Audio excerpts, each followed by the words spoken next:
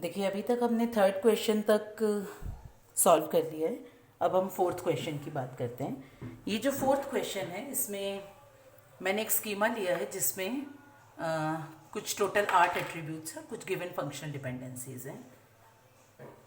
सबसे पहले मुझे अपने उसी मेथड के थ्रू चलना है कि वो कौन से एट्रीब्यूट्स हैं जो राइट हैंड साइड में प्रेजेंट नहीं है। फाइन, वो मैंने पाया कि वो एट्रीब्यूट था डी, जो कि राइट हैंड साइड में प्रेजेंट नहीं था। चलिए, ये मुझे पता चल गया कि जो भी मेरी कैंडिडेट की होगी उसमें डी तो प्रेजेंट होगा ही होगा। फाइन, सबसे पहले मैं ये चेक करती हूँ क्या डी अकेला कैंडिडेट की बन सकता है।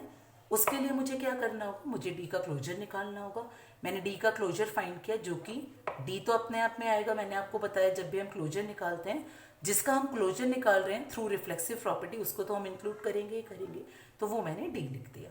बाकी कोई ऐसी फंक्शनल डिपेंडेंसी ही नहीं है जो डी के थ्रू डराइव होती है। That means we are stuck again. तो ये कैंडिडेट की नहीं है।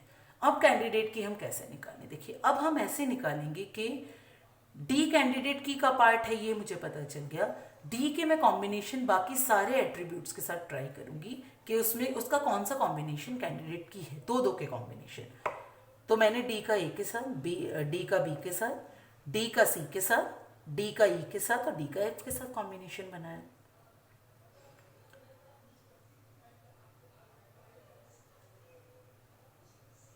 फाइन, जब मैंने ये कॉम्बिनेशंस बनाए, वैसे तो मुझे इसमें डी का जी के साथ और डी का एच के साथ भी बनाना चाहिए था।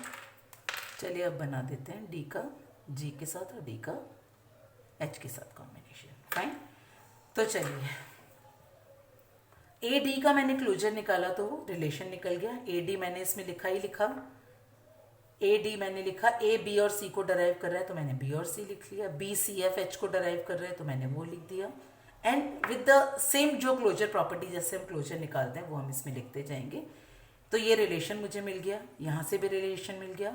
सी डी से मुझे रिलेशन नहीं मिला, उसको मैंने छोड़ दिया। डी ई और डी एफ से मुझे रिलेशन मिल गया, तो मेरी ये भी कैंडिडेट कीज बन गई। देखिए, अब मुझे डी जी का भी क्लोजर निकालना होगा, जो कि होगा डी जी। और कोई ऐसी फंक्शनल डिपेंडेंसी जो इसके थ्रू निकल रही है? नहीं, ऐसी नहीं है, तो ये भी कैंडिडेट की नहीं बनेगा।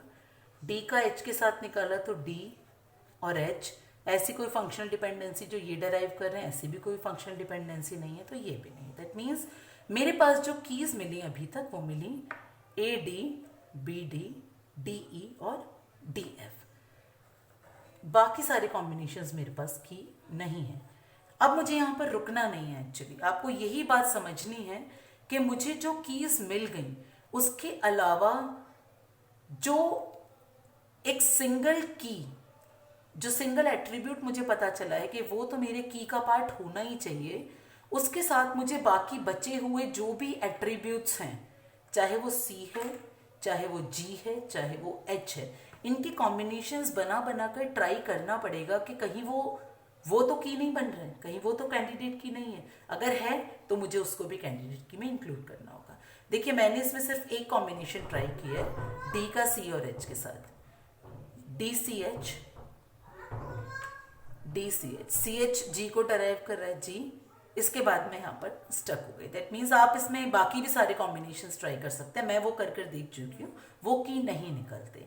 तो मुझे जो इस रिलेशन में कीज मिली वो थी A D, B D, D E और डी एफ। फाइन, अब नेक्स्ट क्वेश्चन की तरफ बढ़ते हैं। नेक्स्ट क्वेश्चन है मेरा ये फिफ्थ क्वेश्चन। चलिए, इसमें मैंने देखा फिर से मेरे पास ये गिवन रिलेशन है, ये कुछ फंक्शनल डिपेंडेंसीज हैं। वो एट्रीब्यूट जो राइट हैंड साइड में नहीं था वो ए बी डी मुझे मिला। देखिए, ई का ए कहीं डराइव नहीं हो रहा है राइट में, बी भी नहीं है राइट में, सी है, डी नहीं है। जो जो एट्रीब्यूट नहीं है आप उसको एक साथ यहाँ लिखते जाएं। ई है, एफ, जी और एच। चलिए, अब मुझे ये पता चल गया कि जो भी मेरी कैंडिडेट की होगी उसमें ए बी डी तो होगा ही होगा। फाइन, ए बी डी मैं पहले अकेले फाइंड करूंगी क्या वो अकेले कैंडिडेट की है। इसका मैं क्लोजर निकालूंगी ये देखने के लिए। मैंने क्लोजर निकाला तो वो रिलेशन निकला, दैट मीन्स ये मेरी कैंडिडेट की है। क्या मुझे और कॉम्बिनेशंस ट्राई करने चाहिए इसके? नहीं, क्योंकि ए बी डी तो उसका पार्ट होगा ही होगा जो भी मेरी की होगी। अगर मैं ए बी डी एच का कॉम्बिनेशन ट्राई करती हूँ या ए बी सी डी का कॉम्बिनेशन ट्राई करती हूँ, तो हो सकता है कि वो आपकी की तो बन जाए, रिलेशन को डराइव कर दे, लेकिन उसका proper subset A B D अपने आप में की होगा, तो उसको मैं कैंडिडेट की नहीं कहूंगी। मैं कैंडिडेट की किसको कहूंगी? मिनिमल सबसेट को, जो कि होगा A B D. Fine. 6th question ये फिर से थोड़ा सा ट्रिकी है। ये एक रिलेशन है जिसमें 5 एट्रीब्यूट्स हैं। ये कुछ फंक्शनल डिपेंडेंसीज हैं। जो एट्रीब्यूट राइट हैंड साइड में नहीं था वो सी था। सी का क्लोजर निकाला, वो सिर्फ सी निकला, इसलिए मैं और कॉम्बिनेशन ट्राई करूंगी। सी के बाकी सारे एट्रीब्यूट्स के साथ कॉम्बिनेशन, सी का ए के साथ, सी का बी के साथ, सी का डी के साथ और सी का ई के साथ। अब मैंने ट्राई किया, ए सी का कॉम्बिनेशन सिर्फ ए सी डराइव कर रहा था, नहीं निकला। बी सी का कॉम्बिनेशन रिलेशन डराइव कर पा रहा था, तो कैंडिडेट की बन गया। सी डी भी डराइव कर पा रहा था, बन गया। सी ई भी डराइव नहीं कर रहा था, तो नहीं बना। दैट मीन्स जो बचे मेरे पास वो बचे ए सी और सी ई। ठीक है, चलिए अब मैं देखूंगी इनके कोई कॉम्बिनेशन जिसमें सी तो प्रेजेंट हुई हो, वो कॉम्बिनेशन क्या कैंडिडेट की है।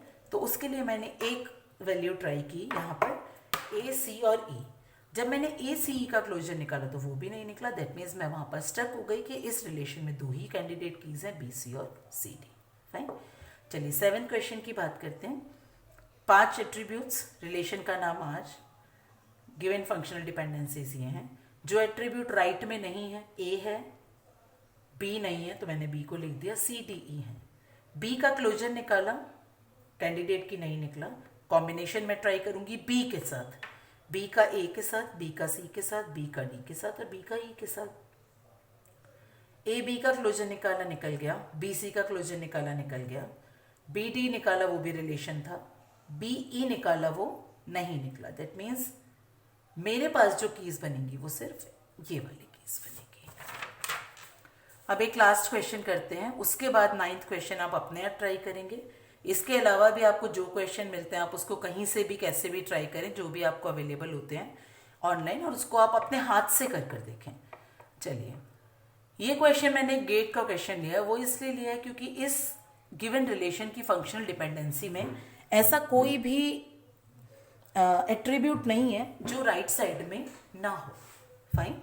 देखिए, अगर आपके पास ऐसा कोई केस आता है तो उस केस में हमें सिंगल, फिर डबल, फिर ट्रिपल, हर कॉम्बिनेशन को ट्राई करना होगा। जैसे देखिए, जैसे मैंने इसमें लिखा है, there is no attribute which is not an RHS, so we will have to try all the combinations. So starting with W, W का क्लोजर निकाला, वो सिर्फ डब्ल्यू था क्योंकि डब्ल्यू और कुछ डिराइव नहीं कर रहा है। एक्स का क्लोजर निकाला, वो सिर्फ एक्स था क्योंकि वो भी कुछ डिराइव नहीं कर रहा है। जब मैं वाई के क्लोजर पर आई तो वाई का क्लोजर था एक्स और जेड, क्योंकि वाई इसको डराइव कर रहा है। वाई खुद को तो डराइव करेगा ही करेगा, और जेड किसको डराइव कर रहा है? डब्ल्यू को। दैट मीन्स ये मेरे रिलेशन को डराइव कर रहा है। अपने कैंडिडेट की के सेट में मैंने वाई को लिख दिया। फाइन। जेड का क्लोजर निकाला, वो भी कैंडिडेट की नहीं निकला।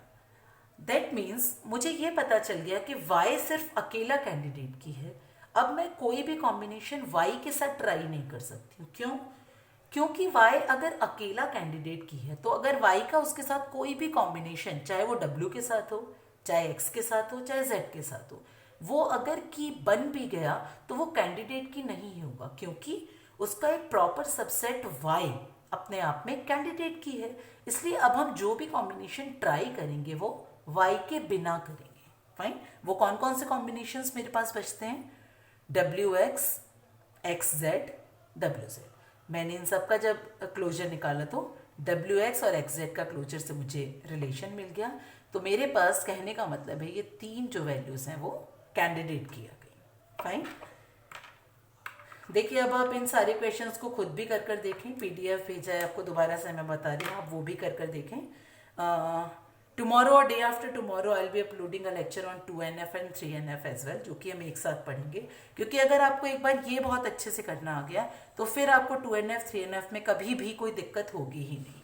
फाइन।